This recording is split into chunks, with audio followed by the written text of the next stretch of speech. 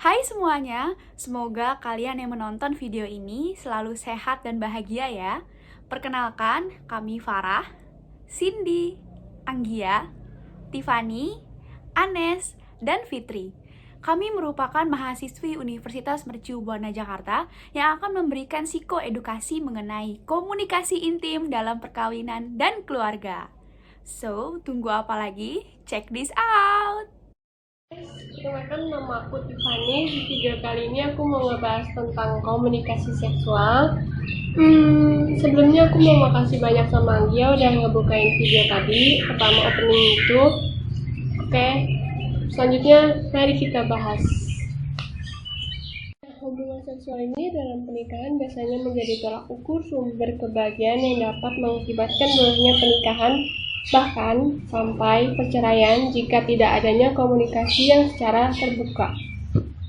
Komunikasi seksual menurut Asawi merupakan hubungan seksual antara suami dan istri yang merupakan hubungan manusia yang peka dan mendalam untuk mendapatkan kepuasan yang penuh dalam hubungan seksual. Di sini jika komunikasi kita terjalin dengan baik, maka akan menimbulkan kepuasan itu sendiri. Biasanya wanita nih ketika ditanya mereka sering menutupi karena ia suka merasa nggak enakan.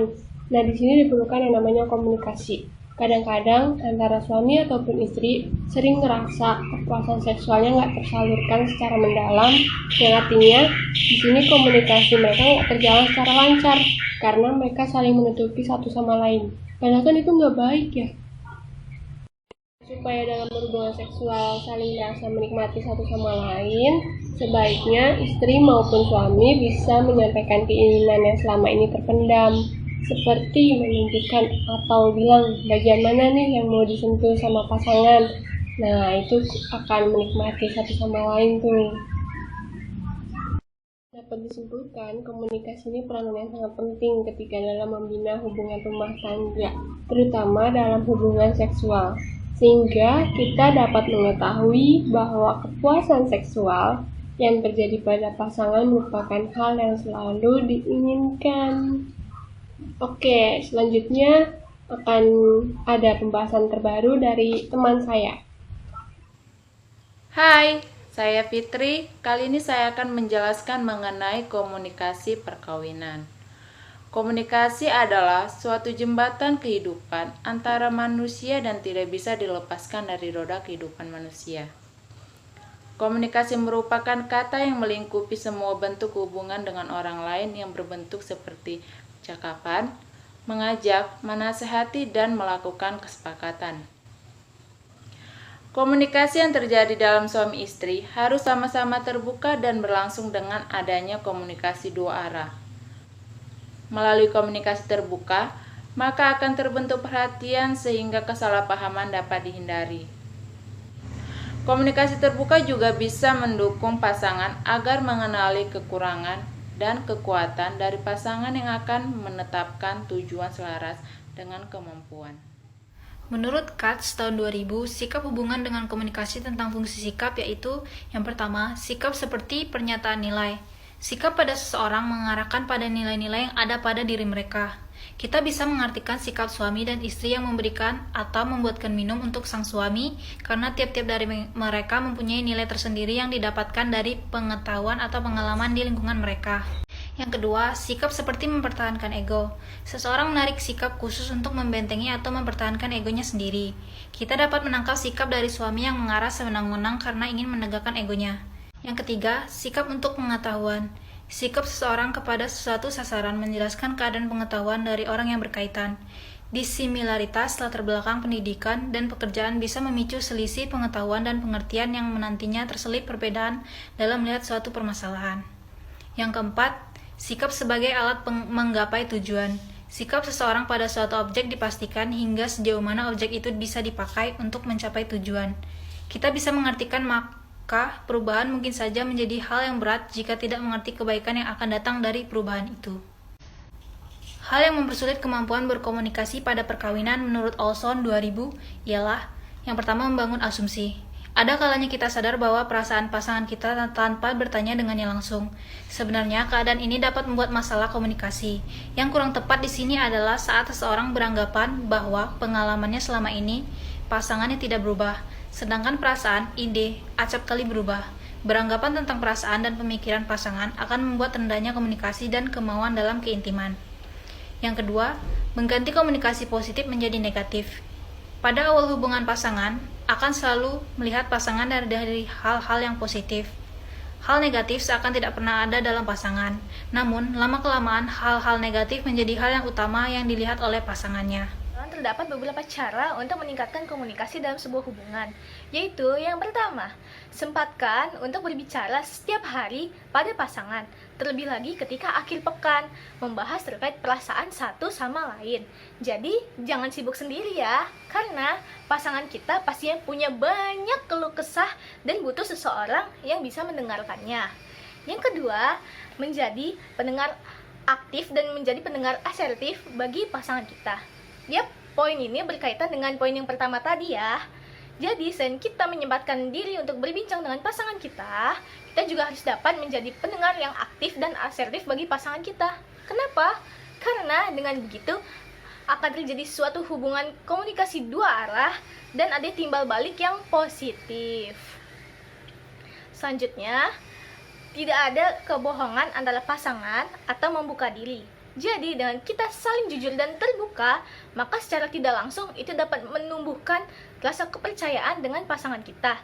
Jadi, tidak hanya sekedar berbincang maupun menjadi pendengar, tetapi juga dibarengi dengan keterbukaan atau kejujuran, supaya komunikasi yang terjalin semakin kuat. Lalu yang terakhir, berikanlah pujian kepada pasangan. Siapa sih yang nggak mau dipuji? Ya nggak? Apalagi kalau dipuji sama orang yang dia sayang. Pastinya hal ini bisa membuat pasangan menjadi lebih bahagia dan dapat terus semangat. Selanjutnya, ada pola-pola komunikasi secara umum yang terdapat dalam hubungan keluarga. Yang pertama itu pola komunikasi otoriter.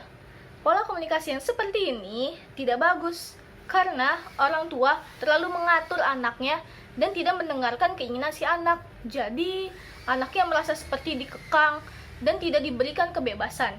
Jika hal ini terus berlanjut, bisa-bisa anak nanti berontak dan akhirnya orang tua akan sulit untuk mengatur anaknya. Lalu, yang kedua, ada pola komunikasi permisif. Pola komunikasi yang ini cenderung memberikan kebebasan kepada si anak, sehingga tidak adanya ikatan antara orang tua dan si anak, karena anak terlalu dibiarkan sampai si anak merasa tidak diperdulikan oleh orang tuanya. Jadi, pola komunikasi yang seperti ini juga tidak baik, karena dapat menyebabkan si anak mencari-cari perhatian dengan cara yang salah. Lalu yang terakhir, ada pola komunikasi autoritatif. Nah, pola komunikasi ini yang paling tepat. Kenapa? Karena orang tua selain berperan sebagai guru bagi si anak, tetapi juga berperan sebagai sahabat si anak. Sehingga anak dapat tumbuh sebagai pribadi yang mandiri, ceria, terbuka, dan tidak mencari-cari perhatian ke siapapun dengan cara yang salah. Hai, kali ini Anggia di sini. Anggia akan membahas mengenai komunikasi intim dalam perkawinan. So, komunikasi intim dalam perkawinan biasa disebut dengan komunikasi diadik. Apa sih komunikasi diadik ini? Komunikasi diadik terjadi pada pasangan yang sudah jelas statusnya, seperti suami dan istri. Komunikasi intim dalam perkawinan itu harus dilakukan karena untuk memberikan dukungan yang positif, untuk mengungkapkan perasaan, dan untuk mengembangkan diri dari masing-masing pasangan. Parameter kesuksesan komunikasi intim dalam perkawinan adalah seberapa banyak informasi yang diperoleh oleh masing-masing pasangan. Contohnya, apakah pasangan ini tahu kira-kira ke depannya pasangan ini mau mencapai goals apa? Kira-kira apa yang tidak disukai dalam perkawinan? Kira-kira apa tujuan hidupnya di masa tua nanti? Dan masih banyak lagi. Kemudian, Laswell merumuskan cara berkomunikasi dengan baik dan benar, termasuk dalam perkawinan dan keluarga. Yang pertama adalah who, siapakah komunikatornya. Yang kedua adalah says what, pesan apa yang ingin disampaikan. Tujuannya adalah agar komunikasi terarah. Yang ketiga adalah with what effect, efek apa yang ingin disampaikan. Apakah pemahaman, atau hanya mendengarkan, atau pemahaman yang lain. Dan yang keempat, in which channel, Media apa sih yang ingin disampaikan agar nantinya komunikasi bisa dipahami dengan maksimal? Dan yang terakhir, to whom? Siapakah komunikannya? Hai, terima kasih Tiffany, Fitri, Anes, Farah, dan juga Anggia yang sudah menjelaskan beberapa psikoedukasi tentang komunikasi dalam perkawinan dan keluarga. Nah, di sini Cindy akan meneruskan sedikit pembahasan tentang komunikasi dalam perkawinan dan keluarga. Jadi, ada 4 tips agar komunikasi dalam keluarga tetap harmonis dan hangat. Nah, apa ya kira-kira? Yang pertama, manajemen waktu dengan baik. Hubungan suami istri dan anak memerlukan waktu yang berkualitas untuk berkumpul secara fisik. Waktu yang dibutuhkan juga tidak perlu lama. Yang penting suami istri harus konsisten meluangkan waktu bersama anak setiap hari. Itu yang pertama ya. Yang kedua, jadikan waktu dengan anak sebagai pertemuan yang berkualitas. Nah, jadi antara suami, istri, dan anak harus memiliki quality time. Nah, oke, maksudnya quality time di sini adalah waktu yang dihabiskan untuk memberikan perhatian penuh kepada orang-orang yang disayangi. Perhatian kepada anak, perhatian kepada suami, ataupun sebaliknya. Yang ketiga, jalin komunikasi yang baik dengan pihak yang mengurus anak. Jadi, jika suami dan istri itu keduanya sibuk bekerja dan menitipkan anaknya kepada pengasuh, entah itu babysitter, nenek, ataupun sanak keluarga lainnya, orang tua itu harus tahu perkembangan dari anaknya dengan cara orang tua itu bertanya kepada pengasuhnya, bertanya tentang kondisi, pencapaian, atau perkembangan dari anaknya. Yang keempat, jangan ganti kasih sayang dengan uang. Nah, ini termasuk poin yang sensitif ya. Jadi, sebagai orang tua, jangan pernah menggunakan uang itu sebagai pengganti waktu ataupun kasih sayang. Jadi, apa yang harus diberikan kepada anak? Bekali anak dengan pemikiran sesuatu yang diperoleh melalui bekerja, yang nantinya anak ini merasa akan lebih bernilai. Ingat, sesibuk apapun, sejauh apapun pergi, keluarga merupakan tempat pulang. Uang dan popularitas tak mampu membayar kebersamaan dengan keluarga. Kelompok 4 pamit, salam sejahtera dan wassalamualaikum warahmatullahi wabarakatuh.